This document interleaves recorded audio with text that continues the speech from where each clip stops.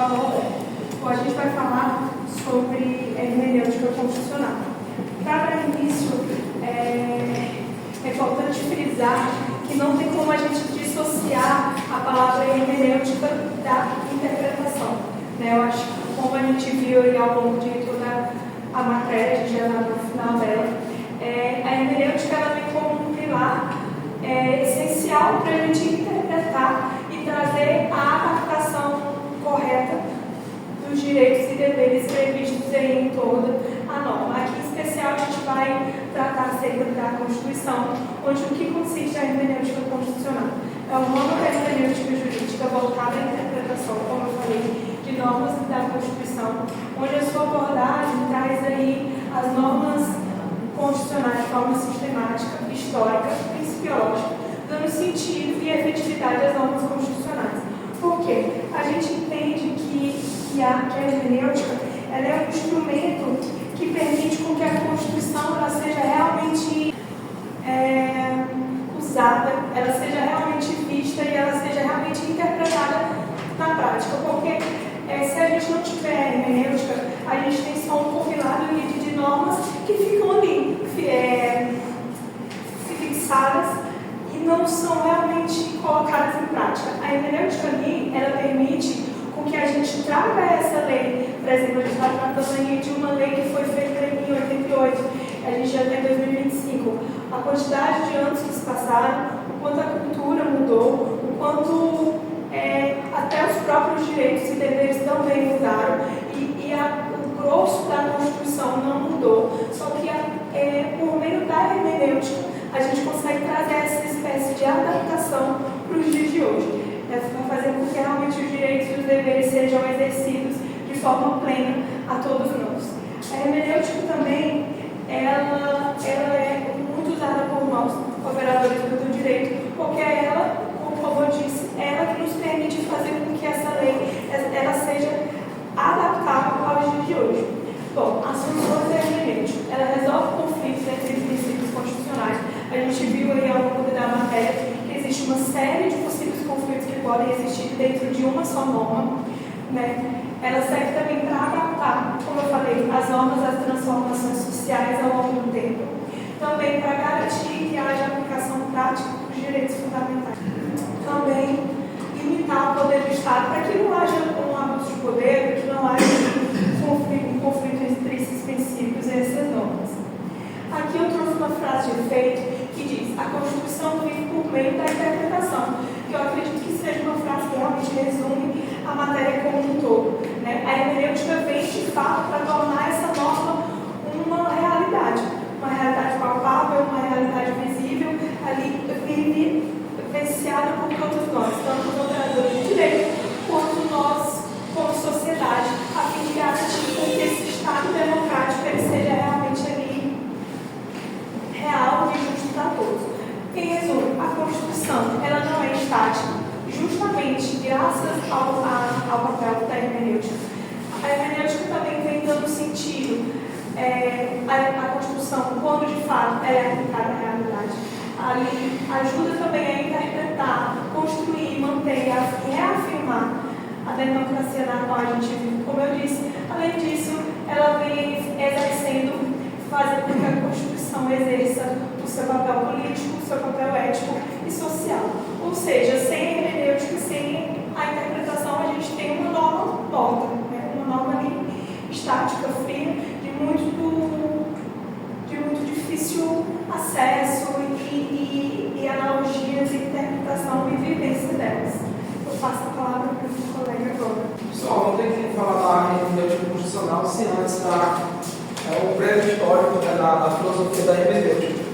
O grupo escolheu esses três filósofos aqui para demonstrar que o texto constitucional ele precisa dessas filosofias para tornar ele dinâmico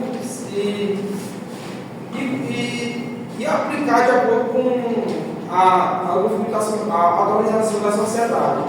Nós temos aqui o Schleiermacher, o Weber e Gadamer.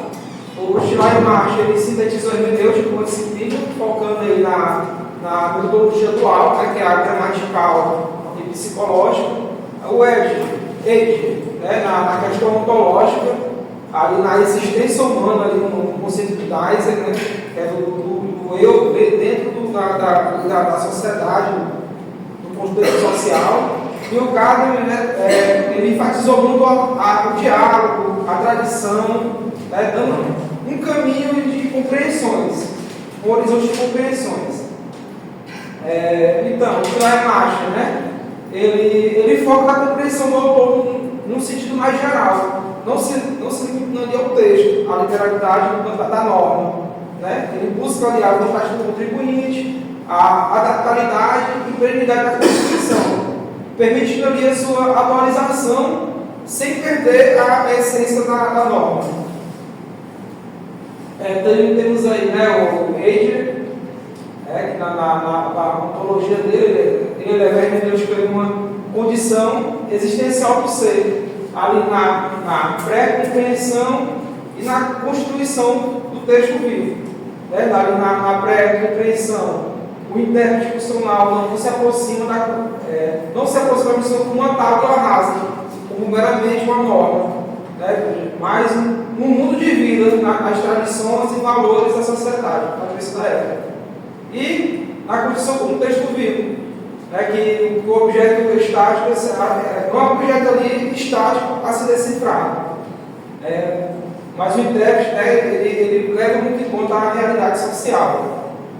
E o Gadamer, né, ele é bem mais completo, né, na questão ali na hermenêutica constitucional. Isso a gente está aplicando ali a hermenêutica, né, os pensamentos dele dentro da hermenêutica constitucional, né, porque ele oferece ali o diálogo, a tradição, ele oferece a fusão de pensamentos, de horizonte, dentro do contexto histórico. Então, no diálogo, a Constituição é um texto aberto, cujo sentido é construído o diálogo, normativo da tradição jurídica da realidade social. E a tradição, né, a tradição dos preconceitos não são obstáculos, mas condições que possibilitam a compreensão e a atualização da norma. E a fusão de horizonte, que permite a Constituição já atualizada e mantém a sua relevância em diferentes contextos históricos e contexto social também. É o caso da interpretação, da aplicabilidade do STF, né, que ali é o guardião da Constituição. Então, né, a evolução, né, de Schleiermacher a Gadamer, né, ela permite que a Constituição manter-se viva e relevante no processo de diálogos, de tradições jurídicas e de demandas contemporâneas. Boa noite, pessoal. Vou falar um pouco sobre os princípios da hermenêutica constitucional. A gente, como estudante de direito, sabe tudo, tem princípios, e com a hermenêutica constitucional não seria diferente. Bem, a gente sabe da importância dos princípios constitucionais na interpretação da lei. Os princípios, eles servem para dar sentido e coerência às normas constitucionais. E, além disso, os princípios ajudam a organizar as normas constitucionais, guiando o trabalho de juízes, advogados, legisladores e demais pessoas operadores do direito. Bem, antes de falar sobre os princípios hermenêuticos, eu achei interessante trazer uma diferenciação. Explicar para vocês, se bem que vocês já devem ter um conhecimento prévio sobre o que é os princípios hermenêuticos e os princípios jurídicos. Bem, os princípios hermenêuticos, eles servem para guiar, eles servem como guias para entender a lei. São como parâmetros que nos ajudam a descobrir o verdadeiro sentido de uma norma. Eles desvendam a intenção, ou seja, eles revelam o propósito por trás da lei, a famosa ratio legis. No contexto brasileiro, a gente tem diversas leis, o número de leis são imensas, só que cada lei ela tem uma intenção. E quando eu aplico o princípio hermenêutico, você tem uma tentativa de interpretação por trás da intenção daquela lei. E além disso, completam o direito, ou seja, ajuda a encontrar normas implícitas, a preencher lacunas, permitindo que juízes e juristas adaptem o direito a novas situações. Bem, como é que eu vou fazer a apresentação de alguns princípios hermenêuticos? Eu acho interessante e acho válido tentar trazer um caso prático aplicado dentro da nossa realidade.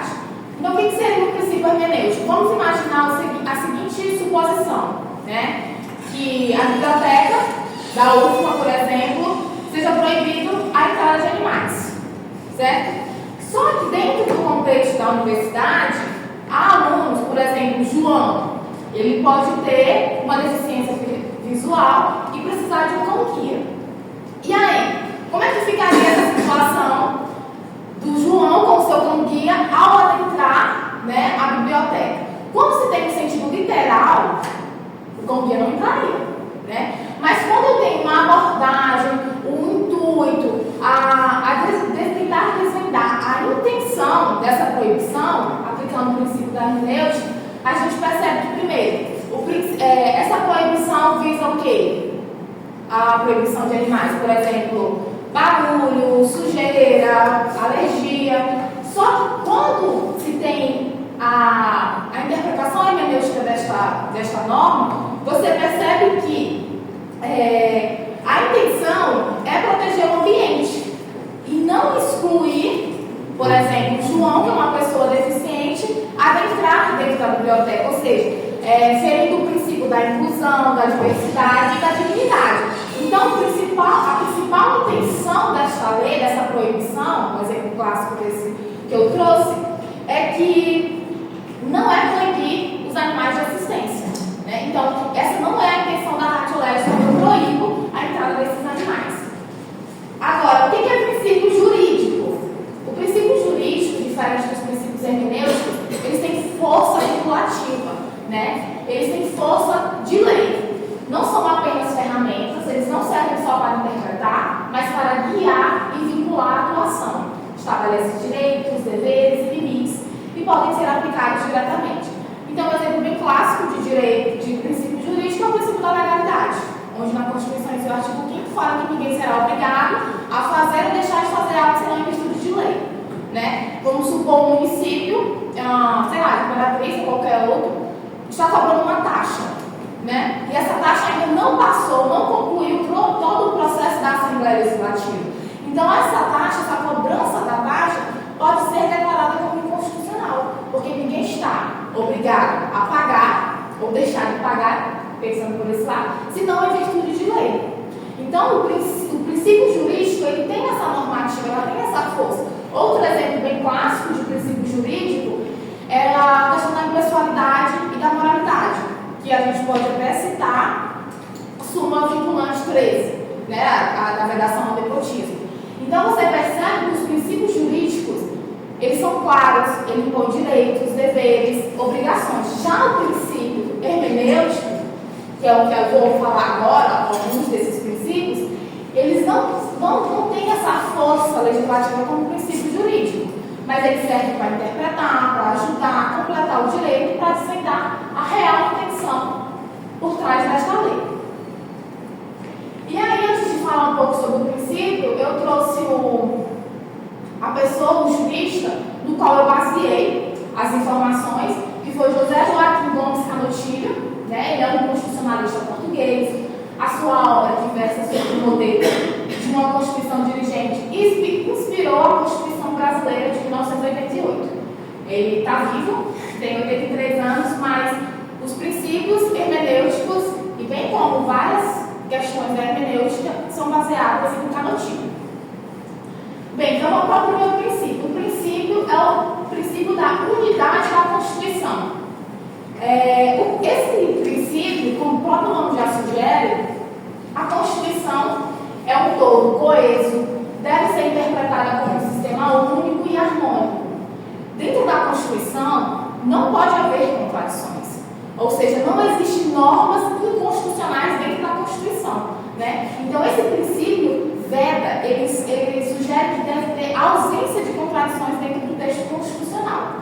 Há uma harmonia hierárquica, ou seja, todas as normas que estão dentro da Constituição são no mesmo patamar, né? Buscando sempre evitar antinomias, e o objetivo principal é garantir a coerência e a integridade do texto constitucional. Esse é o princípio da unidade da Constituição.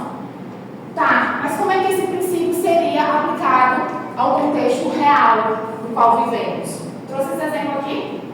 Eu vou falar algumas ação direta de inconstitucionalidade, a redução de descumprimento de preceito fundamental e recursos extraordinários. Aqui uma ADI, uma DPF, por exemplo, como é que seria a aplicação desse princípio dentro do nosso contexto? Um tema, né? Um tema um pouquinho antigo, porque de 2011, sobre o reconhecimento da união estável entre pessoas do mesmo sexo. O contexto, qual foi o contexto que levou a essa ADI e essa DPF? A Constituição, dentro do texto da Constituição, fala que a união estável reconhece a união estável entre homem e mulher. Nada diz sobre homem, mulher, mulher. Dentro do texto constitucional tem essa informação. Mas também no texto constitucional há a garantia da igualdade e proíbe a discriminação.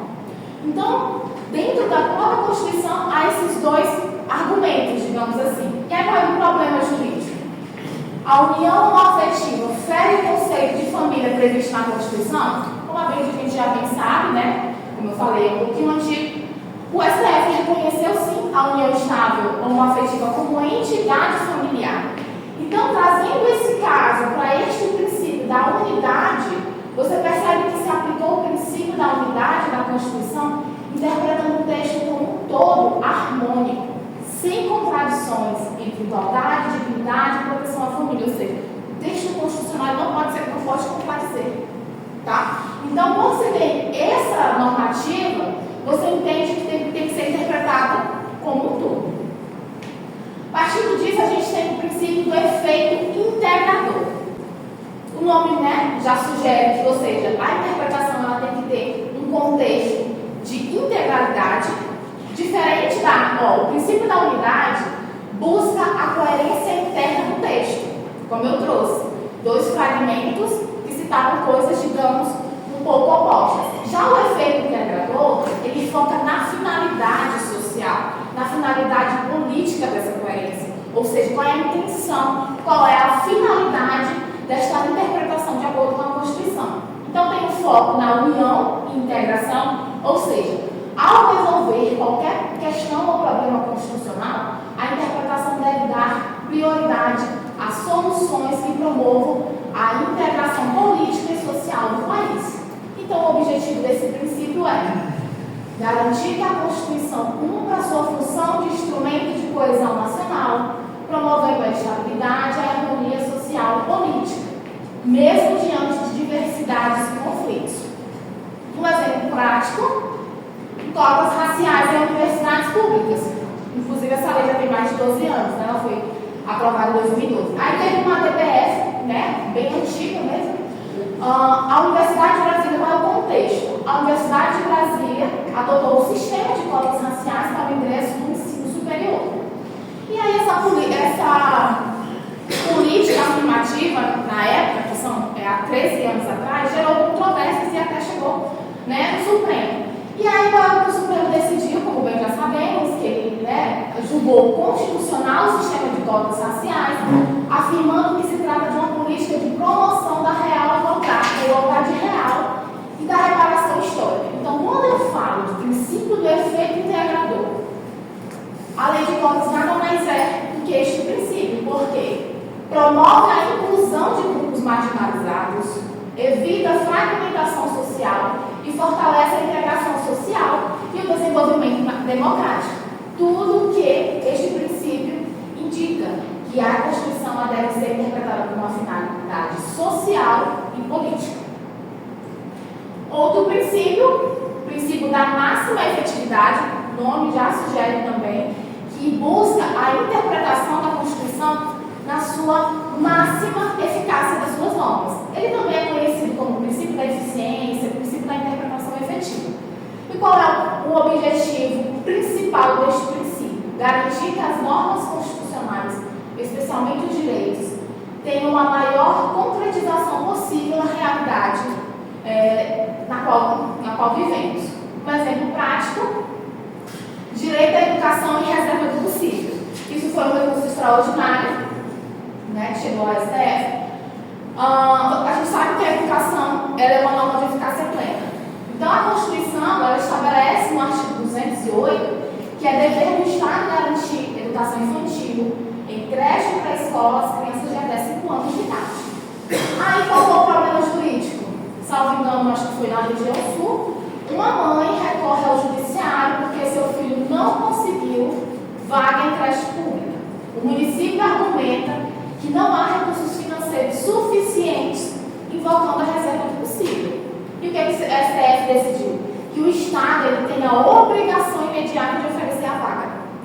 Que a justificativa de limitação orçamentária não pode prevalecer sobre o direito constitucional, ou seja, a aplicação do princípio da máxima efetividade. O Estado ele tem que prover uma norma de eficácia plena. A justificativa de limitação orçamentária nada impede de o Estado ter que garantir essa vaga. Então, o STF interpretou a norma de forma a garantir o maior grau possível de concretização, respeitando seu caráter de eficácia plena. Ou seja, a vaga em creche não é mera promessa constitucional, mas um direito exigível e imediato.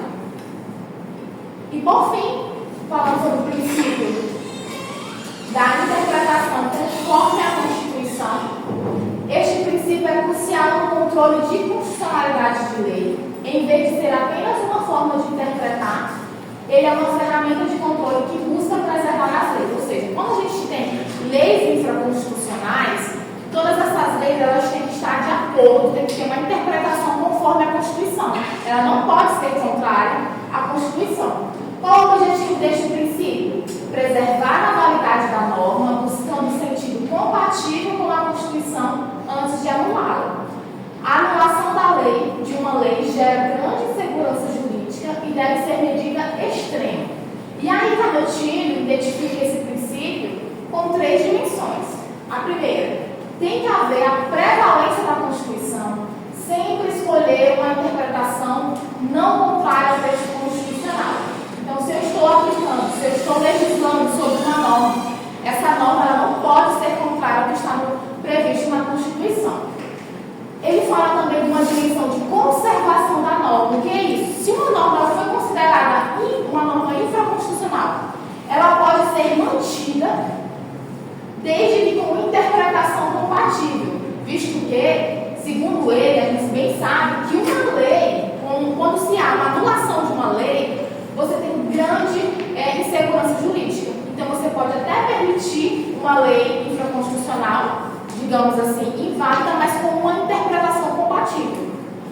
E, por fim, é o veto à interpretação contra a lei. Não é permitido forçar a Constituição para justificar uma leitura que contrarie o texto claro da lei. Então, não pode haver uma lei infraconstitucional que vá de encontro à Constituição. E um exemplo prático, né? Um recurso extraordinário também, um pouquinho antigo, só para ter uma noção de como é essa aplicação deste princípio, da interpretação conforme a Constituição. O tema é indenização por prisão cautelar injusta. A gente tem a Constituição, esse é o artigo 5º, que fala que tem que haver indenização por erro judiciário ou por prisão além do tempo fixado. Só que o CPP restringia a reparação dessa indenização apenas a condições anuladas, ou seja, trânsito julgado.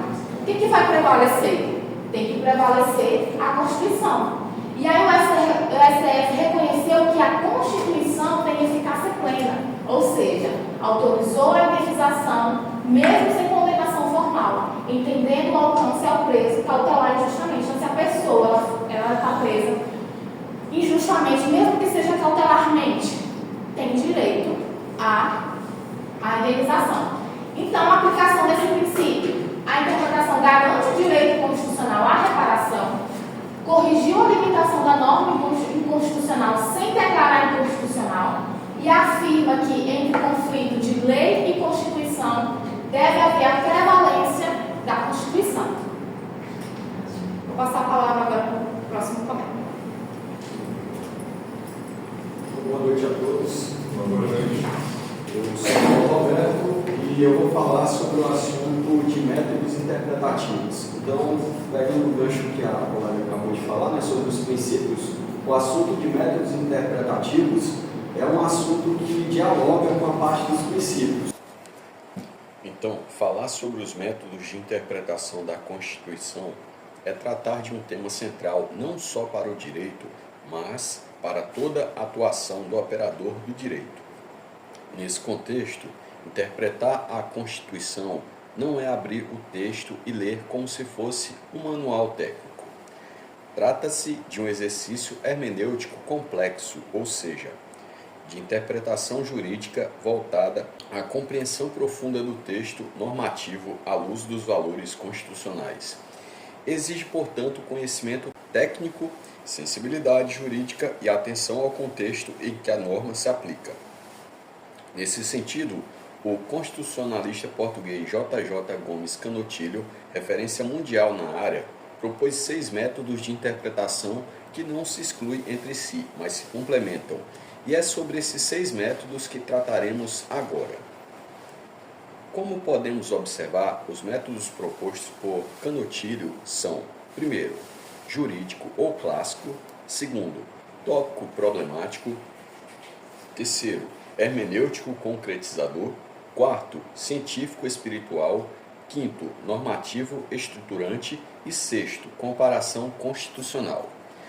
Começamos pelo método jurídico, também chamado de hermenêutico clássico. Esse método parte da centralidade do texto constitucional e utiliza os critérios tradicionais da dogmática jurídica para extrair seu sentido.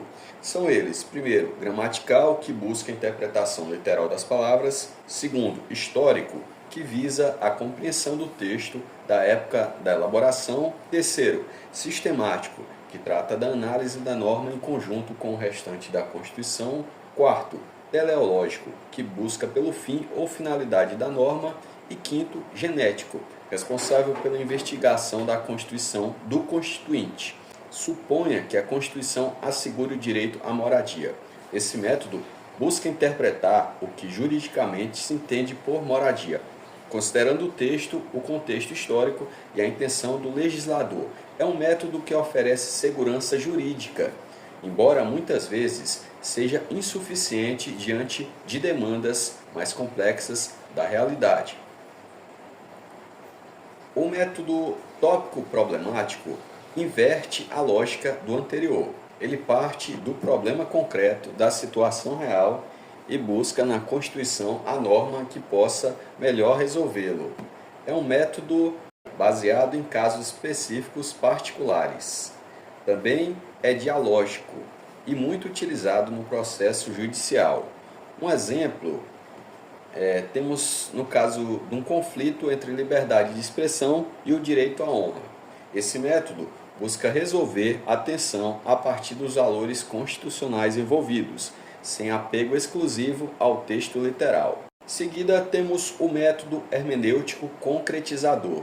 Esse método parte da ideia de que a Constituição é composta, em grande parte, por normas abertas principiológicas. O intérprete, nesse caso, não é neutro, ele participa ativamente na concretização do conteúdo normativo, sem ignorar o caso concreto. Exemplo: a expressão dignidade da pessoa humana é genérica. Para ter efetividade, ela precisa ser preenchida concretamente, como nos casos de acesso à saúde, educação inclusiva ou assistência à pessoa com deficiência. Esse método constrói um diálogo entre norma e realidade, respeitando ambos os polos. Agora, falando sobre o método científico espiritual, aqui o foco é mais sociológico e cultural.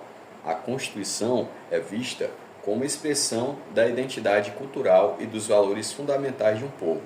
A interpretação, portanto, deve levar em conta tradições, costumes, história, cultura e aspirações sociais.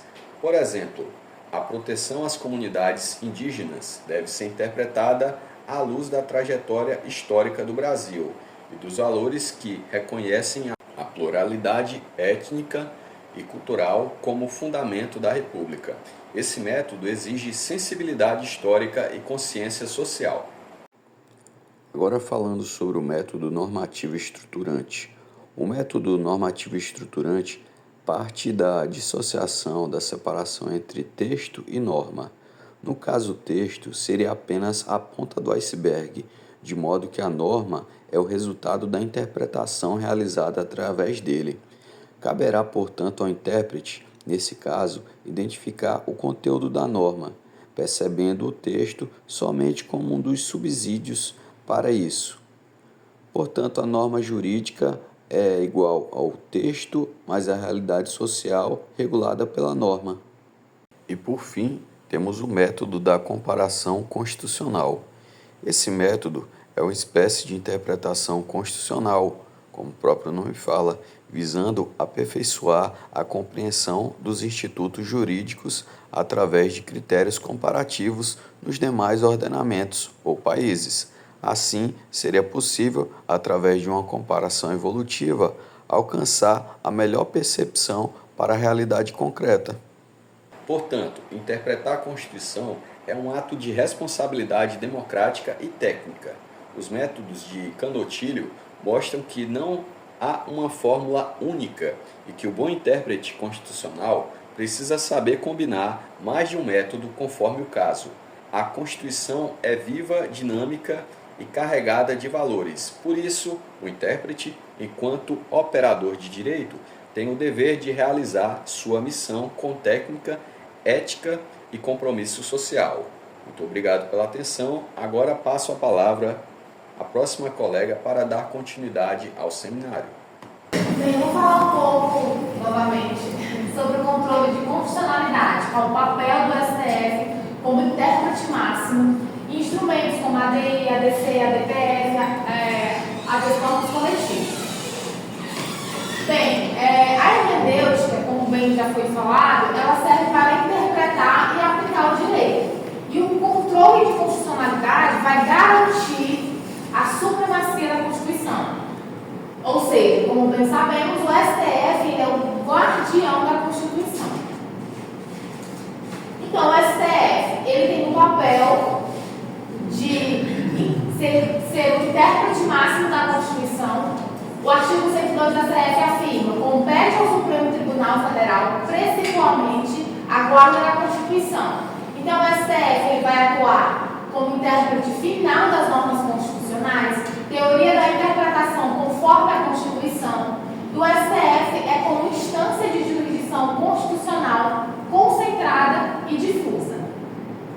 Bem, para fixar um pouco, qual é a principal função do STF segundo o artigo 102? Como bem já falamos, guardar a Constituição.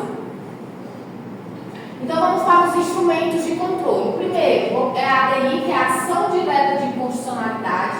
Qual é o objetivo de uma ADI? Ou seja, declarar a inconstitucionalidade da lei ou ato normativo federal ou estadual. Efeitos: erga omnes e ex tunc, em regra. Legitimados é o artigo 103 da CF, como PGR, PR, presidente, partidos políticos, com representação do Congresso, entidades de classe de âmbito nacional, dentre outros. Um exemplo claro, um exemplo didático. A ADI 6.694, julgada em maio de 2025, o STF analisou a constitucionalidade da lei estadual que proibia a apreensão de veículos por falta de pagamento de IPVA, DPVAT e licenciamento. O relator ministro Nunes Marques avaliou a compatibilidade com a repartição das competências federativas, ou seja, ele julgou procedente. A ADC é a ação declaratória de constitucionalidade. Qual é o objetivo? Declarar a constitucionalidade de lei ou ato normativo federal. Ele vai garantir a segurança jurídica e também tem efeito erga omnes e vinculante. Um exemplo didático. É um instrumento menos frequente, mas ganhou relevância com decisões sobre temas sensíveis, como a ADC 87, que é o marco temporal e direitos indígenas, vinculados a ADIs e a delas correspondentes, que reforça a segurança jurídica ao confirmar a constitucionalidade de ocupação de terras indígenas, não sujeitas à visão restritiva do marco temporal. A ADPF, que é a admissão de descumprimento de preceito fundamental, é um instrumento subsidiário, ou seja, quando não há outro meio mais eficaz. Ou seja, protege preceitos fundamentais da Constituição, admite normas anteriores à Constituição, é usado em questões amplas, por exemplo, ensino religioso, homofobia, entre outros. Um exemplo, a DPF 777, voto da ministra Carmen Lúcia em fevereiro de 2025, anulou portarias do Ministério dos Direitos Humanos que revogavam atos declaratórios de anistiados políticos, entendendo violação a preceitos fundamentais da reparação e reconhecimento histórico. E temos o habeas corpus coletivo, que, embora não seja um instrumento típico do controle concentrado, o STF tem utilizado hermeneuticamente para proteger direitos constitucionais fundamentais de grupos específicos. Por exemplo, o HC coletivo para mães presas com filhos pequenos, ou seja, demonstra a interpretação progressiva e protetiva dos direitos fundamentais. E um exemplo didático de habeas corpus coletivo: gestantes e mães com filhos menores de 12 anos, a segunda turma concedeu prisão domiciliar com base no princípio da dignidade da pessoa humana e proteção integral. Para fixar qual dos seguintes instrumentos é utilizado para proteger preceitos fundamentais da Constituição? É a ADC, que geralmente é a menos comum, que não é o caso do marco temporal. As considerações hermenêuticas sobre esse tema: o STF não apenas aplica a Constituição, interpreta com base em princípios como dignidade da pessoa humana, segurança jurídica e proporcionalidade. A hermenêutica constitucional exige uma leitura sistemática, finalística e evolutiva do texto constitucional. Concluindo, a interpretação hermenêutica, o STF e o controle de constitucionalidade, eles são instrumentos de transformação social, proteção e efetivação da Constituição cidadã. Passo a palavra. Continuando falando sobre a questão dos princípios, que a segurança jurídica nessa modulação de efeitos, eu inicio perguntando para vocês se é justo que uma decisão mude a vida das pessoas de forma imediata, mesmo que elas tenham seguido a lei como era interpretada antes. A modulação de efeitos no tempo é uma ferramenta do STF e de outros tribunais superiores para evitar inseguranças jurídicas quando há uma mudança na interpretação. A hermenêutica jurídica ela é essencial nesse processo, pois ela orienta que se interprete esse direito de forma racional e coerente com a Constituição. Quando ela declara a inconstitucionalidade de uma norma ou estabelece uma nova interpretação, ela pode decidir se essa decisão só terá efeitos a partir de um determinado momento futuro, sem retroagir. E essa medida é justamente para visar proteger a segurança jurídica e evitar impactos negativos decorrentes de mudanças abruptas. Eu trouxe um caso concreto, que é o tema 881 do STF, que é coisa julgada em matéria tributária, que foi quando o STF ele decidiu primeiro que aquele tributo ele era inconstitucional, e aí depois o STF julgou constitucional, ou seja, aquelas pessoas que foram julgadas antes, que não pagaram aqueles tributos, como a lei não retroage, eles não foram prejudicados, ou seja, justamente o que a hermenêutica acontece, ali foi uma interpretação. De primeiro, o STF interpretou que eles não precisariam pagar aquele tributo, e depois, quando eles interpretaram novamente sobre aquele assunto, passou a ser constitucional essa cobrança desse tributo, as outras pessoas não foram prejudicadas. E esse caso recente foi em 2023, e com isso a lição que fica é justamente sobre a busca de respeitar o Estado de Direito, que é equilibrando o passado da coisa julgada com o presente, que é a jurisprudência atual. Constituição cidadã. Boa noite. Eu vou falar um pouquinho sobre a Constituição cidadã e a negação ao retrocesso e a importância dos direitos sociais e sua proteção contra esse retrocesso. A Constituição Federal de 1988 era conhecida como Constituição Cidadã, por ter sido construída com ampla participação social no contexto de redemocratização após o regime autoritário. Ela inaugura um novo paradigma baseado no Estado democrático e social de direito, no forte ênfase nos direitos fundamentais, especialmente nos direitos sociais, como saúde, educação, previdência, moradia, alimentação, trabalho, entre outros.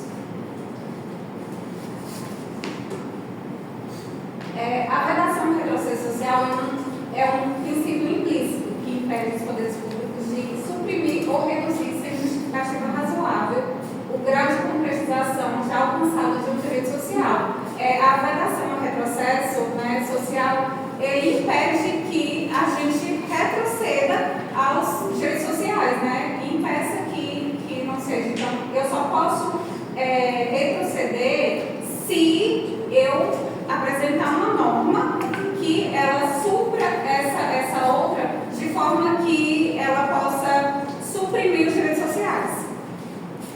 Quando a Constituição garante o direito social por meio de norma aberta, cabe ao Estado implementar políticas públicas para concretizá-los. Uma vez implementado, não é permitido o retroceder injustificadamente. E aí, quando a gente traz a vedação ao retrocesso, a gente traz algumas nomenclaturas a esse princípio, né? E aí a gente traz a proibição do retrocesso, efeito Piquet, proibição da contra-revolução social, proibição da evolução reacionária, eficácia ordenativa e impeditivo de retrocesso e não retorno da concretização. Geralmente o que a gente mais vê é esse efeito Piquet, que ele vem da questão do alpinismo, que é um aparelhozinho que é usado para o alpinista subir. Então, tipo assim, ele não pode, depois que ele clica lá, né, ele não pode voltar atrás, então ele só pode seguir para frente. Então, é a mesma coisa do retrocesso, né, da vedação ao retrocesso. Ela não está expressa na Constituição, né, e aí ela é extraída de alguns princípios, que seria o princípio da segurança jurídica, no artigo 5º, no princípio da dignidade da pessoa humana, no princípio da máxima efetividade, no princípio de Estado Democrático e Social de Direito e do Sistema Internacional de Proteção dos Direitos Sociais. E aí ele traz duas abordagens doutrinárias, né, que é uma mais maximalista, né, que seria de... Eu não sei qual é esse nome, mas que seria a vedação total ao retrocesso, nem o grau de concretização do direito social pode ser reduzido. O único caminho é o avanço progressivo. E já Vieira de Andrade e José de Miranda, ele traz uma visão mais ponderada dessa abordagem, né? Que ele permite que tenha ajuste desde que não haja extinção do núcleo essencial do direito e a mudança não seja arbitrária ou desproporcional. Ele exige uma substituição por outra medida que seja equivalente, né, ao que vai ser substituído. E é isso. Boa noite a todos. Eu vou falar a respeito da interdisciplinariedade da hermenêutica constitucional na efetivação dos direitos fundamentais no contexto da execução penal, considerando a centralidade da pessoa privada de liberdade. A princípio, parece que é pouco falado a respeito da execução penal. Eu acho que a gente tem uma importância trazer nesta aula de hoje. Então, como foi muito bem explicado pelos meus colegas, a Constituição é o nosso documento, né, mais importante. Mas vamos observar aqui uma folha, palavras bonitas, muito bem feito. Vocês acham que a Constituição sozinha ela fala? Ela não fala. E aí que entra a hermenêutica constitucional, que é exatamente para dar voz, para dar força para esse documento. E aí essa imagem, ela fala exatamente, a hermenêutica constitucional é a interpretação da Constituição à luz da realidade. E ela é muito importante, principalmente nos contextos de vulnerabilidade, como a execução penal, em que muitos direitos fundamentais são feridos na prática. E aí eu pergunto para vocês acham que dentro de uma cela, entre grades, a Constituição é respeitada? Lá dentro, vocês acham que os princípios que estão aqui são respeitados? Eu deixo essa pergunta para vocês refletirem. Mas para quem não sabe, o que é essa tal de execução penal? Execução penal é o momento em que o Estado faz valer a pena imposta em sentença condenatória. Ou seja, você cometeu algum crime, agora você vai cumprir dentro do sistema prisional. E a lei é a Lei de 84 e estabelece diversos direitos. Direito à saúde, porque o reeducando, e sim, a gente utiliza esse termo, ele não perdeu todos os direitos. Ele continua sendo sujeito de direitos fundamentais. Como eu falei, saúde, educação, da remissão da pena, eu vou explicar para vocês. E remissão não é com 2 S, é dessa forma mesmo, na execução penal. E dentro do direito, até mesmo na Lei 8.113 de 91, que fala a respeito da Previdência Social, e no artigo 59 fala que o recluso em regime semiaberto e aberto tem direito ao auxílio doença. E um exemplo concreto, a remissão da pena pela leitura. Vamos supor, o Roberto comete um furto e ele pegou 2 anos em regime fechado. Foi para onde? Para as Graças. O Roberto, ele leu 100 livros. Cada livro que você lê lá dentro é menos 4 dias na tua pena. Ele pegou 8 anos, diminui 400 dias. Ou seja, ele já não vai precisar cumprir os 8 anos. Vai ter uma bela diminuição na pena dele. E esse é um dos direitos que os reeducandos têm. E não vamos esquecer por que ela se conecta com a Constituição. Em todos esses direitos que eu acabei de falar para vocês, eles nascem de um lugar, Constituição Federal. Então vamos supor, o nosso amigo Roberto, ele está em regime fechado, leu muito livro, estudou, trabalhou. Quem estuda 12 horas, menos um dia de pena. Trabalhou, menos um dia de pena. Ele atingiu o requisito subjetivo, tem bom comportamento lá dentro, e objetivo, alcançou o lapso temporal dele. Vamos olhar aqui para esse princípio. Vocês acham justo ele alcançar tudo isso? Já é para estar em regime aberto, e o Estado fala, não, eu não vou deixar você progredir de regime, que é um direito dele. Aí está estranho, né? A interpretação. E aí, como que faz? Logo, por isso que eles podem progredir de regime, porque isso tudo nasce lá de um princípio. Mesmo estando em outras leis, com outros nomes, vários direitos, ainda assim nasce da Constituição. E aí vocês lembram de quê? Hermenêutica, a realidade dele, uma realidade social, a Constituição, a interpretação, isso tudo faz parte do sistema. Interdisciplinariedade. A princípio, quando fala assim, execução penal, você pensa, eu vou falar só de direito penal.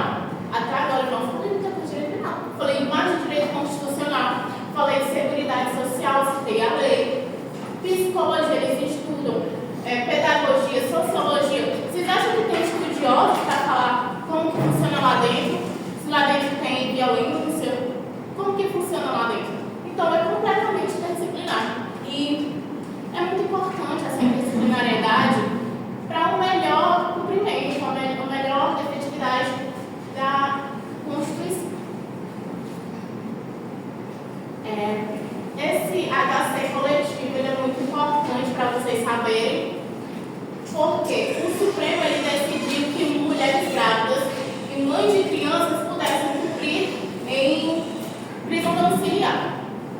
Certo? Por quê? Isso garantiu qual princípio, vocês acham?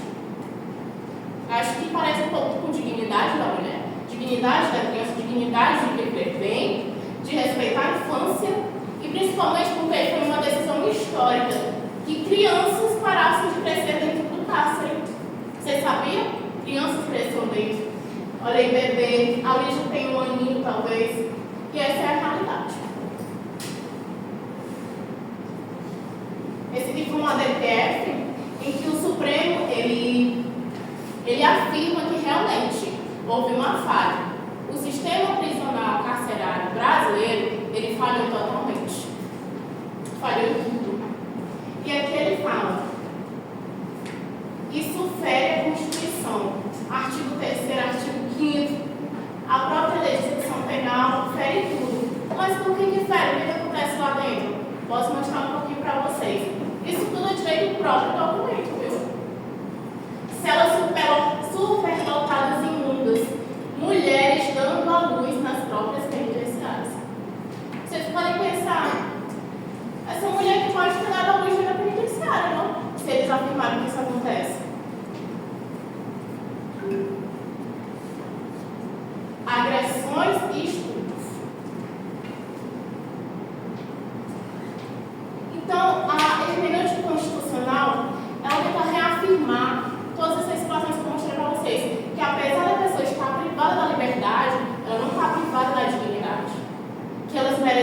vê são os sujeitos de direitos.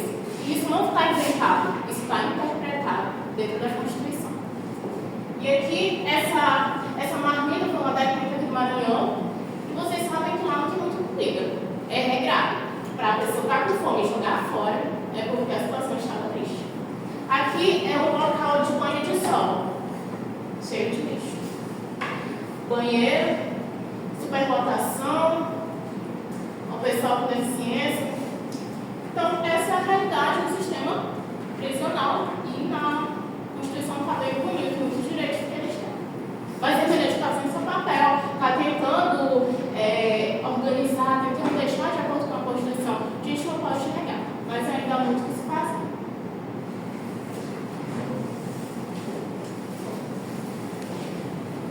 Boa noite. Nesse estágio da apresentação, nós vamos abordar algumas críticas e considerações e desafios a respeito da hermenêutica constitucional. O objetivo disso é o quê? Com a hermenêutica constitucional? É se alcançar uma efetividade plena da nossa Carta Magna, da nossa Constituição de 88, e se garantir que as decisões tomadas pelo Poder Judiciário sejam as mais justas possíveis. E diante de tal conjuntura, salienta-se alguns desafios, né? E nesse caso eu vou abordar três dos principais.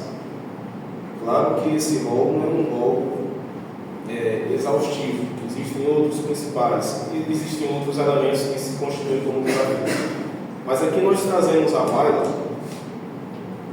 por exemplo, o descompasso entre o texto constitucional e a realidade. Mas se você for observar os costumes, se você for observar a realidade do ano de 1988 para algumas circunstâncias atuais deste nosso século, né, você vai observar que em determinadas situações podem haver algum descompasso, alguma discrepância.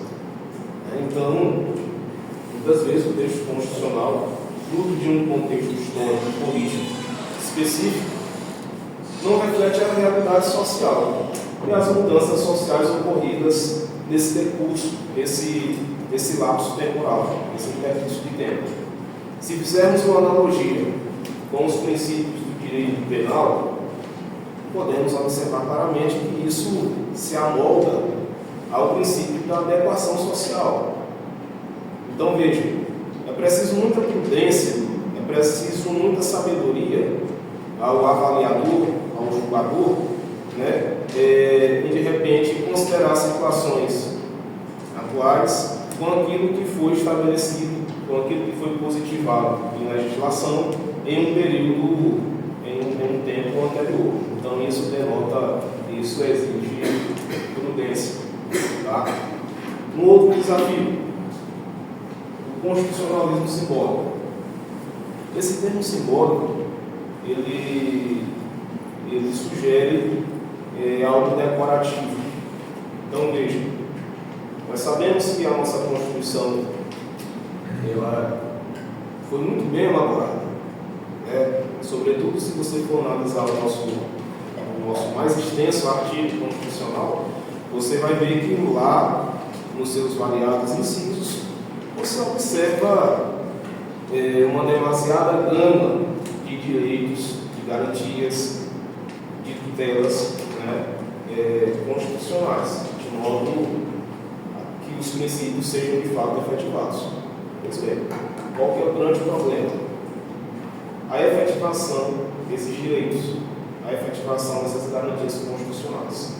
Se você for observar, se você for trazer para o cenário os grupos minoritários, né, você se pergunta de que forma se garante a tutela dos direitos aos grupos minoritários. Né? Tanto é que aqui no nosso curso existe uma disciplina específica chamada de Direito e Tutela das Minorias. Né? Só abrir um parênteses nesse tema, porque é um tema bastante importante. Se você for observar, a partir da Segunda Guerra Mundial, se procurou estudar, se procurou efetivar formas de proteção, né, formas de se efetivar garantias aos grupos minoritários. Né. Então, hoje, nós temos uma Constituição que versa muito bem sobre isso, mas ainda se percebe deficiências do Estado em, de fato, garantir, em, de fato, tutelar esses direitos aos grupos menos favorecidos, aos grupos que, de uma certa forma, carecem de um olhar especial. Tá? Então, diante deste cenário, a nossa Constituição, por mais que contemple os direitos, as garantias, ela perde sua força. Ela atua como um elemento simbólico, como um elemento decorativo.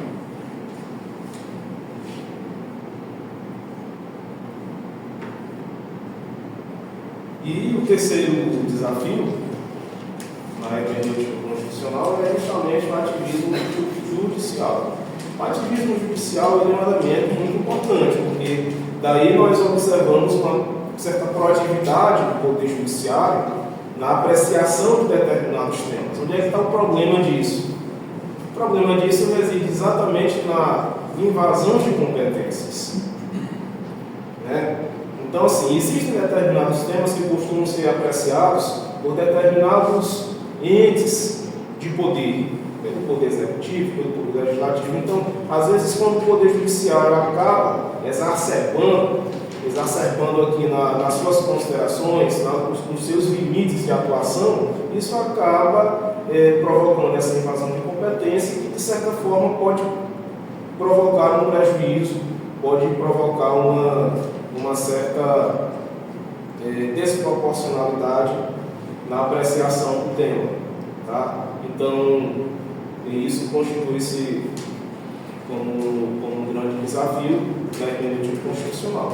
Mas, claro, esses três desafios, esses três temas que eu citei, isoladamente ou conjuntamente, eles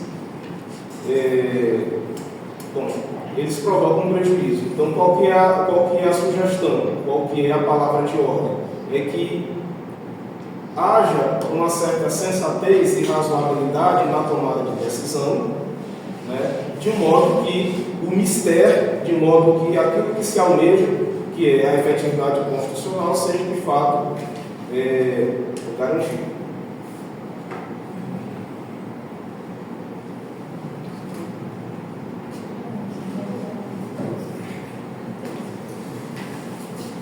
Boa noite. A oportunidade da situação do trabalho. Vamos comentar um pouco sobre as perspectivas dos princípios constitucionais, Estado democrático de direito e a harmonia dos poderes. O Brasil, apesar de ter mais de 500 anos, ele tem uma Constituição, de certa forma, recente, né?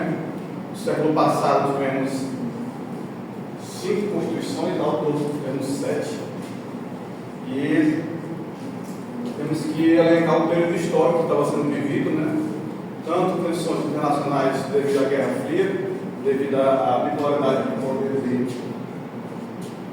noção de mundo, né? E o próprio regime militar. Constituída, como nossos colegas já falaram, como Constituição Cidadã, ela veio trazendo perspectivas de direito que foram elencados nos dispositivos, né? Através dos princípios constitucionais, como o famoso artigo 1º, artigo 5º, que traz aí o direito do cidadão, os direitos individuais, os direitos difusos coletivos, os direitos políticos, e também o artigo 1º que traz a soberania do Brasil. E esse conceito de Estado Democrático de Direito, né, é bastante abordado em todo o curso de Direito, em todas as matérias, devido que não existe Estado Democrático de Direito sem uma interpretação constitucional sistematizada, organizada e a harmonia entre os poderes, justamente adequando os limites de cada um, para que isso consiga realmente, de fato, que esse Estado democrático de direito funcione. Porque no direito tem o dispositivo, que é o dever ser, que é o ideal. O que o legislador, o que o poder legislador em si pretende alcançar quando ele decide sobre aquele assunto, né?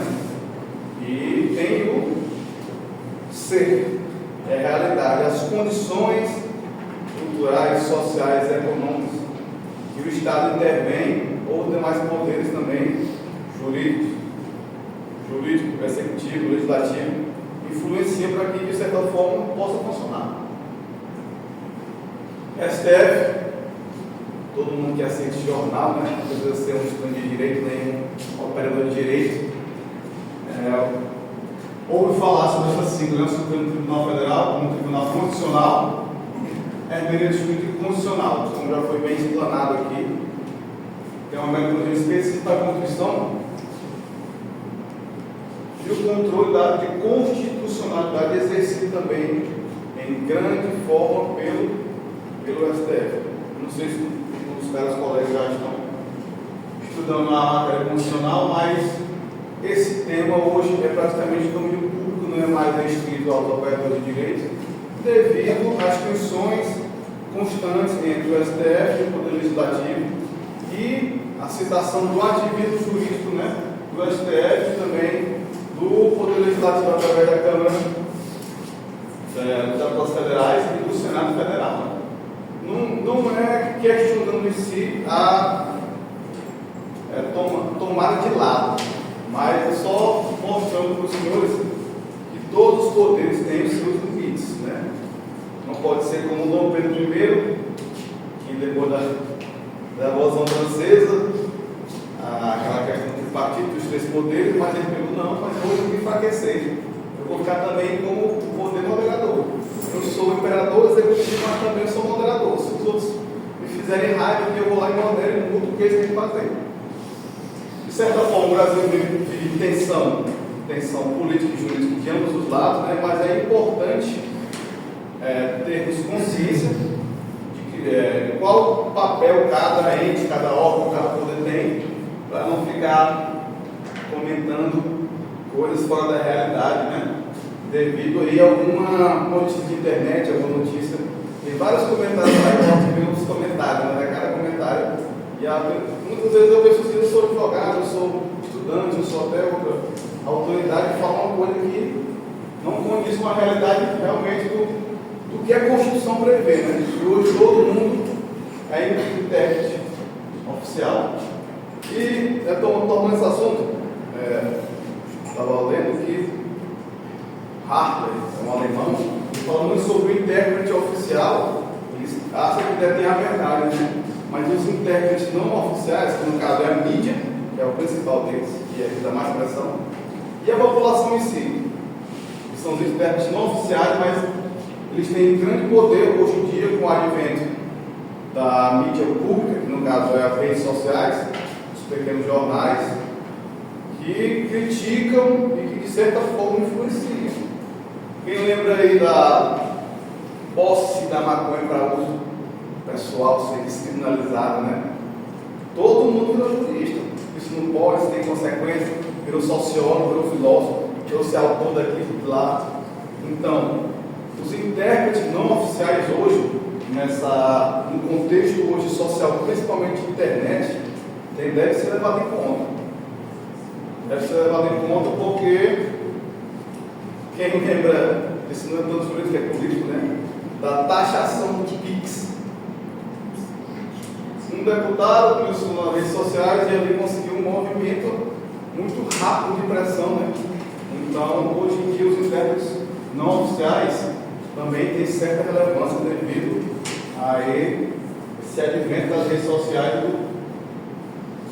das notícias jurídicas em xeque. Outra coisa que eu quero comentar com vocês é sobre o STF ter uma estrutura como um Tribunal Constitucional de audiências civis públicas, de muitos assessores específicos de cada assunto. como a Emília falou, sobre a questão penitenciária do Brasil, mas conheço já foi professor aqui na última, ele é bombeiro, ele é major sempre, né? Está lá. Você conhece ele, né? Ele estava aqui na última, tempo atrás. Ele está lá, ele trabalha no gabinete do ministro Flávio Dino. E ele estava falando que a figura do amigo escuro, né? Lá é muito comum.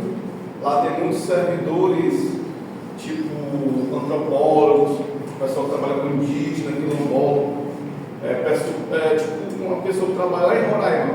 Aí contrata um cara 3 meses para fazer o estudo aqui de Roraima, porque tem um caso que fala sobre extração de ouro e diamante. Ele diz que é muito comum lá. Tem alguns locais que as pessoas trabalham por temporário nesse aspecto aí, nesse sentido de amigo escuro, porque como são decisões de repercussão geral, o STF é um tribunal constitucional, lá tem uma estrutura muito grande de pesquisa sobre os efeitos sociais.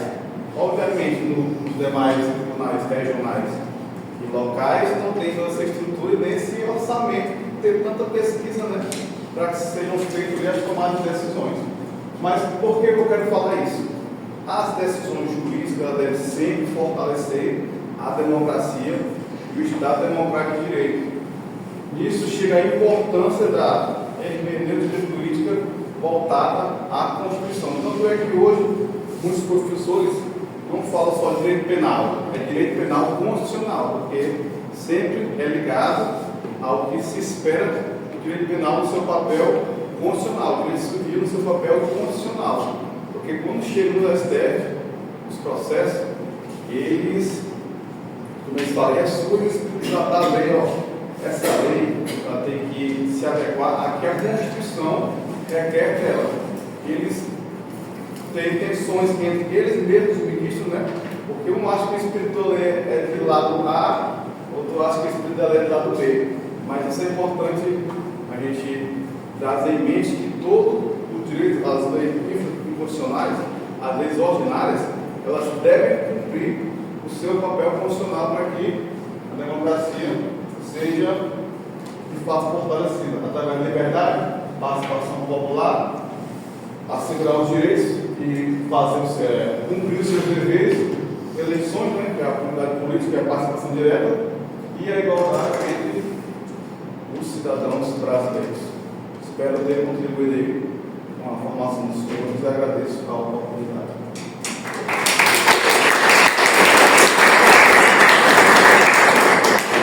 Eu só acho importante acrescentar essa reflexão, uma reflexão ao tema que foi colocado, né? Vocês perceberam que essa questão da hermenêutica constitucional, ela aborda o tema da amplitude da competência interpretativa, né? Não é só uma questão de método de interpretação ou abordagem interpretativa, porque à medida que eu tenho uma abordagem sobre a interpretação mais ampla, mais executiva, isso tem como consequência materialmente uma ampliação de competência, certo?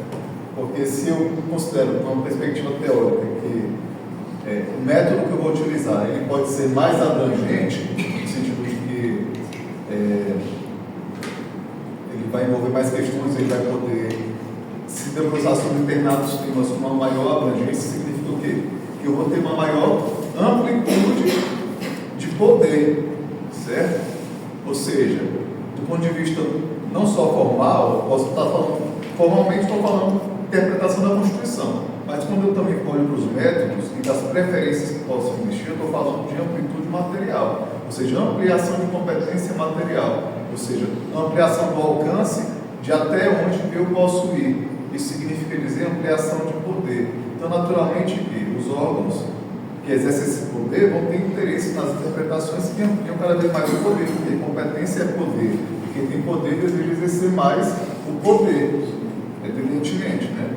Então é importante vocês terem um olhar crítico nesse sentido também, porque o exercício do poder também deve ser modulado, limitado, equilibrado. E a ampliação do poder, até por isso a Constituição estabelece o poder de cada um, exatamente porque esse poder tem que ter um determinado limite. Então, aí nós temos que entender que também a ampliação do poder pelo próprio poder é algo complicado em alguma medida, sim ou não? É complicado em alguma medida. Então, essa ampliação, embora essas discussões, vocês veem que muitas vezes o próprio órgão ele vai trazendo teses que justificam a ampliação da sua atuação. Né? Só que essa ampliação da atuação, ela deve se dar de forma legítima a partir da atividade política instituidora desse poder. Senão, fica complicado, né? Porque aí você tem o poder ampliando demais sua própria atuação, porque é o próprio intérprete da Constituição, e aí ele vai interpretando de uma forma cada vez mais abrangente e estendendo, por conseguinte, a sua competência e estendendo, por conseguinte, o seu poder. Quando você traz a questão direito penal constitucional, direito civil constitucional, etc. e tal, isso é também uma repercussão desse trajeto intelectual que se estabelece a partir dos próprios funcionamentos desses órgãos, no sentido de que, consequentemente, se eu constitucionalizo cada matéria, significa dizer que eu vou ampliar meu poder sobre cada matéria, ou seja, as matérias que antes só chegariam questões mais específicas, questões que eram consideradas constitucionais especificamente, agora entra qualquer uma, né? Pode chegar pré-conhecido, porque tudo tem algo constitucional por trás. Porque a partir disso, a Constituição é um fundamento. A norma hipotética fundamental e a norma concreta fundamental, né? Ela é o pressuposto normativo de validade do sistema. Então, naturalmente, tudo, como todas as normas que estão no sistema, elas decorrem desse pressuposto de validade. Então, isso é meio, a gente tem que ver que isso é um pouco perigoso para a própria organização e estruturação do sistema, porque se eu for usar esse argumento como fundamento para que toda norma ela seja apreciada constitucionalmente, então qualquer norma, ou administrativa, qualquer situação, vai ter esse fundamento. Por quê? Porque tudo tem como pressuposto a Constituição, certo? E eu não penso que se tenha sido essa intenção do legislador ao criar uma Constitucional, no sentido de que o papel é exatamente apreciar questões mais específicas no ponto de vista da guarda mesmo da integridade da Constituição e coisas mais nevrálgicas em relação a isso. Então é importante a gente ter essa concepção, porque naturalmente a gente vai sempre ler autores que vão se inspirar nessas teorias, nessas questões, mas a gente tem que entender que a gente tem que ser um crítico também em relação àquilo que a gente lê e é o que a gente vê, não simplesmente isso é um movimento, é uma evolução, é uma teoria nova, então está progredindo e evoluindo, não necessariamente. Pode estar dando uma evolução do pensamento, mas tem interesses por trás que está um pouco nessa mecânica que eu estou falando para vocês. Então pode ser uma evolução do pensamento ali, mas pode ser uma involução no sentido da segurança jurídica, da segurança jurisdicional, porque uma das consequências que vocês veem disso é exatamente o quê? O aumento da insegurança institucional, porque consequentemente isso faz com que aumente a crise na relação entre os poderes. Isso, do ponto de vista do Estado democrático de direito, da segurança das instituições, é problemático porque você tem uma diminuição da confiança da população nas instituições em geral e nos poderes em geral, porque você vê que os poderes eles não estão harmônicos entre si, né? Eles estão cada vez mais desarmônicos e cada vez mais desarmônicos também por conta de questões que envolvem, às vezes, no fundo, até um ponto de hermenêutica constitucional, né? Porque vocês viram que isso é hermenêutica constitucional, ou seja, à medida que eu digo esse tema eu posso interpretar dessa forma, e eu posso ir até esse ponto, ampliando muito aquilo que a princípio se tinha antes. Então, isso é uma evolução, porque antes era muito limitado, mas será que essa limitação anterior não era uma proteção no sentido de cada um no seu lugar, né? Cada um com sua competência e assim por diante? Então, tem esse olhar também de perceber que, às vezes, teses que são desenvolvidas e estabelecidas, elas também têm, elas têm muitas vezes